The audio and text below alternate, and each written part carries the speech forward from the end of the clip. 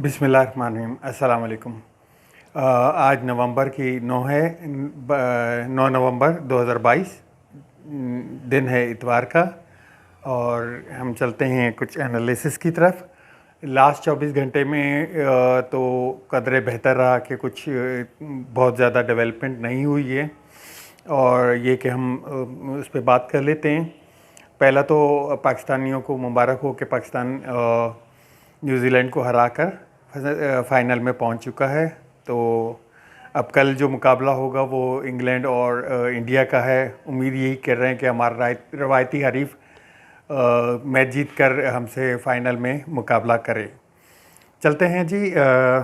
रावलपिंडी और इस्लामाबाद में सेम धरने और रोड ब्लॉकेज की वजह से काफ़ी जाम पड़ा हुआ है। इमरान खान ने कल अपने एक स्टेटमेंट में सबको हिदायत की थी कि रोड खोल दें, रोडों को खोल दें, धरने अपने जारी रखें, एहतजाज अपना जारी रखें और रोडों को खोल दें। इतने बड़े मस पे जितनी जितनी जो कि हो रही है, जिस हिसाब से रोड ब्लॉकेज और उस पे इस्टेब्लिशमेंट की तरफ से या गवर्नमेंट की तरफ से कोई ज़्यादा वो नहीं किया जा रहा, उनको मतलब कुछ ख़ास करने में नहीं आया। लेकिन ये है कि राना सनाउल्लाह ने प्रोविंशियल गवर्नमेंट्स को बोला है कि वो अपना रोड और जो हाईवेज़ हैं उनको खुलवाने की ज़िम्मेदारी उनकी है। और ये हकीकत है कि ये ज़िम्मेदारी सूबाई हुकूमतों पे बनती है कि वो रोडों को खुलवाया जाए, खुलवाएँ। कल हमने खैबर पख्तूनख्वा में देखा कि एक FIR कटी है जो रोड ब्लॉक के ऊपर उन्होंने काटी है, जबकि पंजाब में कोई ऐसी सूरत हाल नज़र नहीं आई। आगे चलते हैं। कल जो 201 कोर कमांडर कॉन्फ्रेंस हुई है, तकरीबन 253वीं कोर कमांडर कॉन्फ्रेंस कौमी सलामती पे, उसका कोई इलामिया जारी नहीं किया गया। इलामिया ना जारी करना उनकी अपनी मर्ज़ी है, मतलब एक डिपेंड करता है, कोई ज़रूरी नहीं होता कि इलामिया जारी किया जाए। लेकिन फॉर्मली ये होता है कि जो भी कॉन्फ्रेंस होती है वो तकरीबन 9 घंटे कॉन्फ्रेंस चली, उसके बाद ये अलामिया जारी करना एक को होता है कि उस पर क्या हो। ज़रूरी नहीं है कि वो जो अंदर की उनकी डिस्कशन हो वो उसी हवाले से हो, लेकिन उसमें कोई भी अलामिया जारी नहीं किया गया। इसके अलावा तकरीबन कोई FIR दर्ज हुई हैं, कोई एक बड़ा क्रैकडाउन का समझा जा रहा था कि कोई क्रैकडाउन होने वाला है। इस तरह की कोई सूरत हाल देखने में नहीं आई, लेकिन FIR लॉन्च की गई हैं तकरीबन कोई 5 लोगों पे, जिनमें परवेज़ खटक हैं, अमीन गंडापुर हैं, आमिर कयानी हैं, वासिक अब्बासी, जुल्फ़ी बुखारी और ग़ुलाम सरवर। इन पाँचों पे FIR दर्ज की गई है। और अभी इसकी कार्रवाई कुछ देखने में नहीं आई। देखें आइंदा कुछ कार्रवाई नज़र में आए, आगे कोई मज़ीद बड़ा क्रैकडाउन इसलिए भी नहीं हो रहा कि कुछ कहा जा रहा है। जैसे आज 9 नवंबर की छुट्टी अनाउंस कर दी गई थी। कल 9 नवंबर की छुट्टी नॉर्मली पिछले कुछ सालों से नहीं हो रही थी। ये एक छुट्टी अनाउंस कर दी गई, जिस पे कामरान साहब का एक ट्वीट भी आया कि जी वैसे तो कशकुल उठा के भीख मांग रहे हैं, लेकिन एक छुट्टी करके तकरीबन 100 अरब रुपए का नुकसान कर दिया गया है। तो इस हवाले से अब उस छुट्टी को इस हवाले से भी देखा जा रहा है कि हो सकता है कि ये एक तरह से नॉर्मलाइज किया जा रहा हो, कुछ जो उसको जो हालात चल रहे हैं उनको ठंडा किया जाए, कि कुछ इसमें कमी लाई जाए। आगे चलते हैं जी। हम एक प्रेस इंटरव्यू हुआ कल TRT वर्ल्ड का इमरान खान के हवाले से।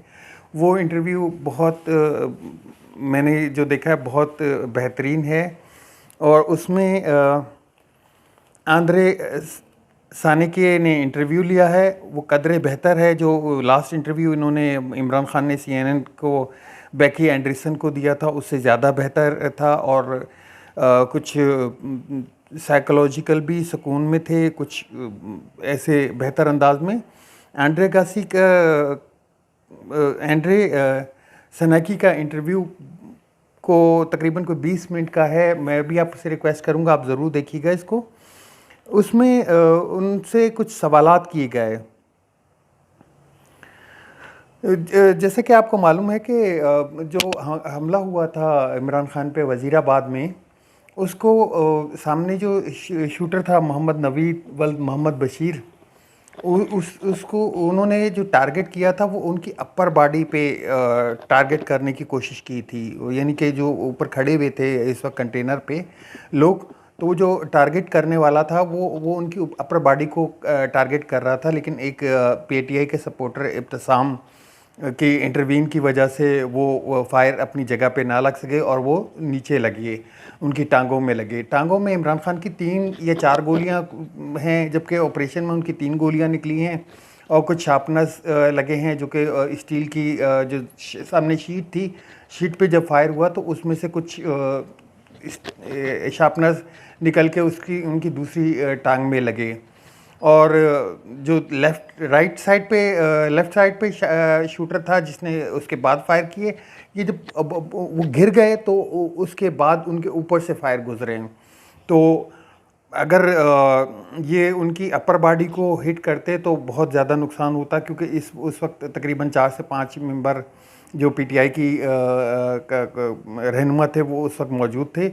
और जो नीचे फायर लगने की वजह से या तो वो गिर गए या वो डक हो गए नीचे, उसकी वजह से वो जो उनका अपर का एरिया है वो बच सका है।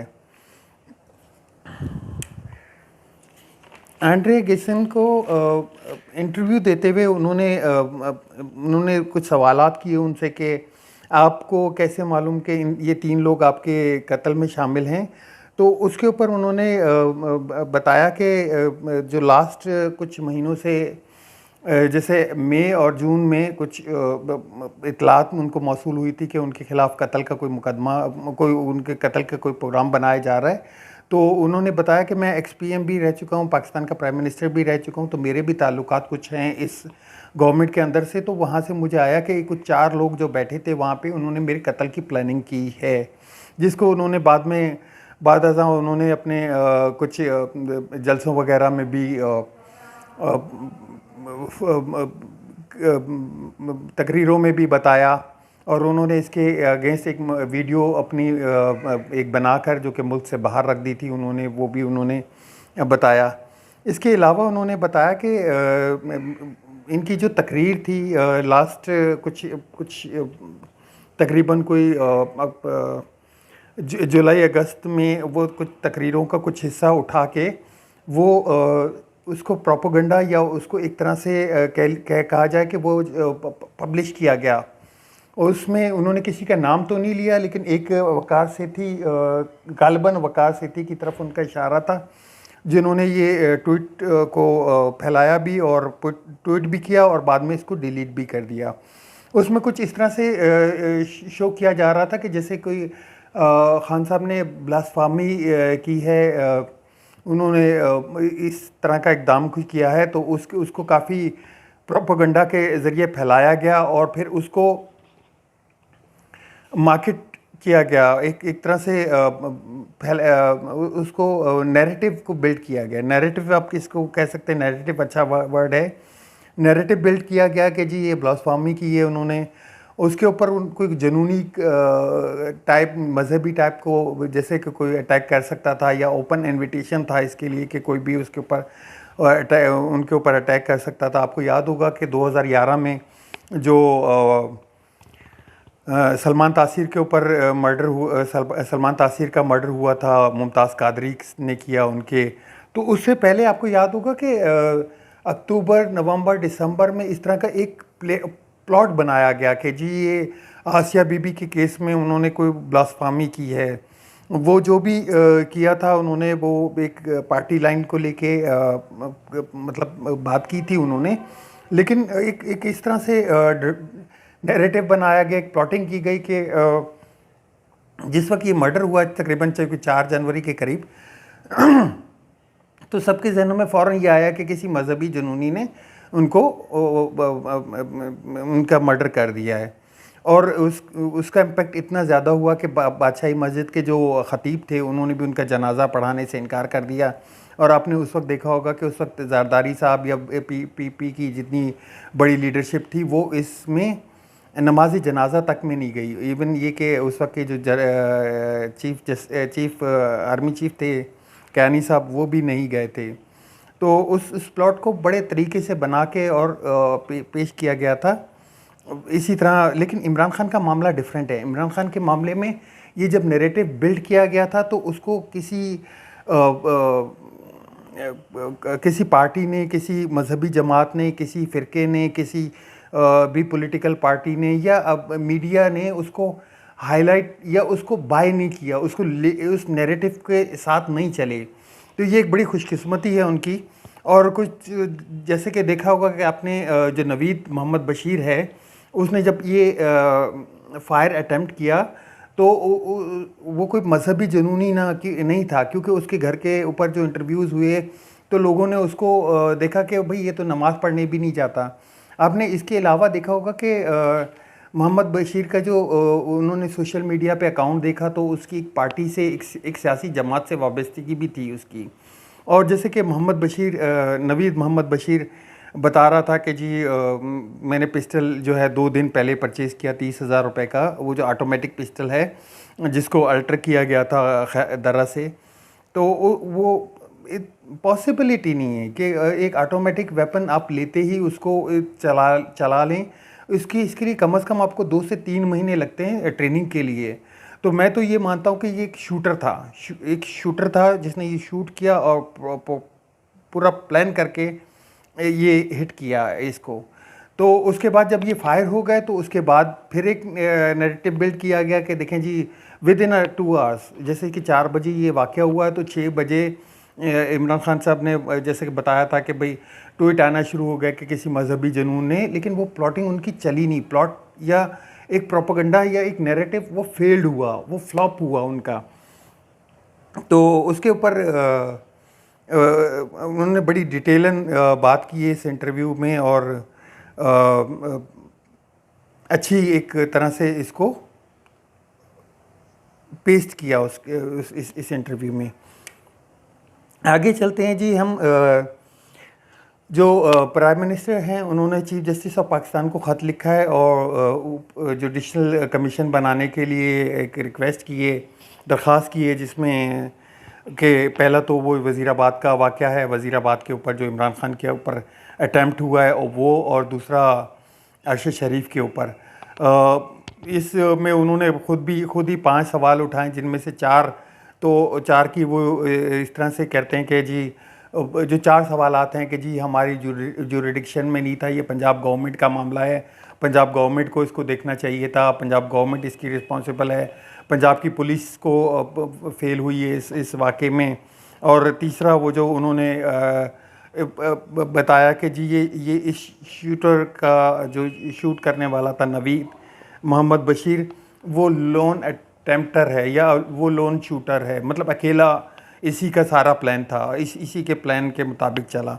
इसके अलावा आपको राना सनाउल्लाह ने भी कल एक प्रेस कॉन्फ्रेंस में उन्होंने दो चीज़ों पे कहा। एक तो उन्होंने इस बात का जिक्र किया कि ये जो वज़ीराबाद वाला वाक़या है, इसमें ये जो अटेम्प्ट हुआ है, ये एक नवीद मोहम्मद बशीर ये अलोन एक शूटर टाइप था या इसी की सारी कारस्तानी है, ये एक मर्डर का अटैम्प्ट किया। दूसरी उन्होंने एक अरशद शरीफ के हवाले से बात की। अरशद शरीफ के हवाले से उन्होंने कहा कि ये जो है वो नॉन आइडेंटिफिकेशन का मामला नहीं लगता है, ये एक प्लान्ड मर्डर लगता है। तो जो कि आपको याद होगा कि कुछ उनके पहले जो बयानात थे उनके बिल्कुल नफ़ी हैं, उनसे बिल्कुल अलग हैं वो बयानात, जिसमें वो एक तरह से ज़िक्र कर रहे थे कि जी ये इस तरह का वाक़या नहीं है। तो और दूसरा एक सिरिल अलमाइडा उनकी तरफ से एक ट्वीट भी किया गया कि जी इस मामले को जो राना सनाउल्लाह हैं वो मोड़ के इस तरफ ले जाना, इमरान खान और सलमान साहब के ऊपर मोड़ के ले जाना चाह रहे हैं, जो कि ARY के हेड हैं, उनके ऊपर लेके जाना चाह रहे हैं। तो देखें जी, आप आगे मज़ीद मैं थोड़ी सी और वर्किंग कर रहा हूँ, इंशाल्लाह आपको मज़ीद अपडेट भी दूंगा। तो मिलते हैं नेक्स्ट व्लॉग में, और दुआ में याद रखिएगा, अपने चैनल का ख्याल रखिएगा और चैनल को सब्सक्राइब और लाइक ज़रूर कीजिएगा। अल्लाह हाफिज़।